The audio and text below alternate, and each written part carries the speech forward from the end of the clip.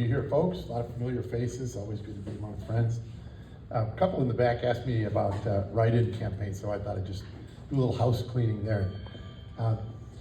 Both Whitsom and I have gone against Republican candidates. I don't hear that her record brought up much. But I will say, in the case of me opting to go beyond the primary, the motivation was this. It seemed very, very clear to me that Republicans in the district I was running for, Senate 1, had been cheated out of the opportunity to be represented by a Republican. The Republican vote was clear. We analyzed the after-vote data, and hard Democrats were invited in by the candidate. He pulled a Russ Potts, is what it amounts to. Anybody remember Russ Potts? It's not the way it should happen. And beyond that, he then had the audacity to team up with Frederick First, Democrats, Independents, and campaign against our candidates. That's just bad Republican way of doing things. So form your own opinion, but I just wanted to set the record straight on that. So, hey, Amanda, we agree on a lot of things. I think I joked with her the other night at FCCC that we have the same speechwriter. But the one important thing I disagree on is her final remark there. She's the only one that can beat Abigail Spanberger. That's just not the case. I don't wear heels, at least in public, and I'm not gonna be part of the battle of the blondes. But it is clear to me a couple things. We need to be a unified party in order to take on Abigail Spanberger. And we need to run on policy, policy, and policy. President Trump's speech to Congress, 70-some% approval rating, that proves that that's how we win. Now, I personally, when a governor tells me who to vote for or who to select as a candidate, I gotta say, my impulse reaction is, why? Why should I? Show me.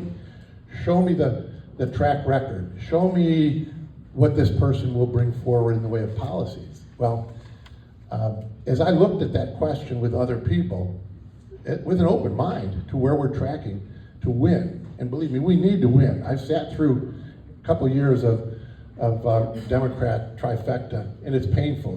Decades worth of good laws are dismantled. So I'm going to ask you who the unifier is in this case. I'll start with a track record. I can unify people around a track record of conservative advocacy, school choice, pro-life, pro-gun, low tax, never voted for a tax increase proposed by Democrats who never met one that they didn't like. Where do we stand on that? I have a track record. I've read these emails that say outstanding conservative track record.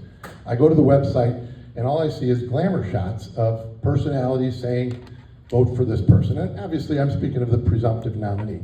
I don't like to be told that the governor, now the governor's a good man, he's got a lot of good things done, but only now is he coming around on DEI. You know, where were you 1,000+ days ago? Where were you on illegal immigration 3 years ago? You know, and so to stand by that governor, and life too, we put, when Roe was struck down, we put ideas in front of the governor after he said, I will do everything in my power. Don't you like that kind of statement? He said, I will do everything in my power to protect human life. Well, we put some ideas in front of him and actually made the mistake, in his eyes anyway, of speaking of them to the media. And where did that get us? It's basically what it amounted to, please be quiet, we don't want to pursue that, which tells me that on life, which is one of the most important issues to me, he had no intention of using the force of his office. That would be different with me. Believe it or not, the presumptive nominee, I approached her to help with different initiatives, not highly controversial issues, or legislation, but common sense stuff that would help defend human life, and basically got no answer. That's just unacceptable. I went to the website, and there was a TV interview that basically, I'll go right to the meat of it because we're short on time here, it was supporting exceptions to abortion prohibitions that would include health of the mother. Now, if anybody knows Virginia abortion law, as it is now, health of the mother is basically a free pass for a late-term abortion. And that's just not acceptable. That's the candidate that the governor is telling us to vote for. He's soft on life, and that position that I just described to you is soft on life at best. Now, maybe that's not what's in the heart, but that's what's on the website and in the interview. So again, who is the unifier? This maybe doesn't sound like a unifying talk, but go to President Trump. I was supportive of Trump for, I guess, probably picked Ted Cruz early in 2016, realized Trump was a nominee. Trump all the way, even when Trump was being beat around and knocked down, and enthusiastically supported him because he was our nominee. He had a great first term. I remember hearing his State of the Union address after his first term, and I thought, this guy can't lose. He has done so much for so many people. And then enter COVID, and elections and screwed up and so on. Now, the difference there is I supported him because of the good things he did. When he came forward and he had the Democrats trying to beat him down with lawfare and everything they could throw at him, I still supported him. In contrast, the disunifier that I'm running against joined the Democrats and started kicking him when he's down. Now that's kind of turning around now, but if you can't support a guy that's had 4 good years on the job and has been beat up by the Democrats and is offering to bounce back and get some good things done, finish some of the business he started, then I gotta say, what is your motivation? When the statues were being torn down, Black Lives Matter is burning our cities and tearing down, desecrating our monuments and so on. The statement from the presumptive nominee cheered the desecration of Robert E. Lee being torn down, spray painted and torn down. Now, that may not matter to everybody in this room as much as it does to some people, but we're south of the Mason-Dixon line, and when you call people racist and Nazis, as was used when Corey Stewart was running, then that sticks with them, and that is not going to be, those folks are not going to get out and do the hard work that is necessary to pull somebody across the finish line in a really tough race. Parents of Loudoun, when the parents' rights movement started in Loudoun County, I worked alongside those people. Very, very kindred spirits, and they really lit the issue that I think pushed our trifecta across the finish line.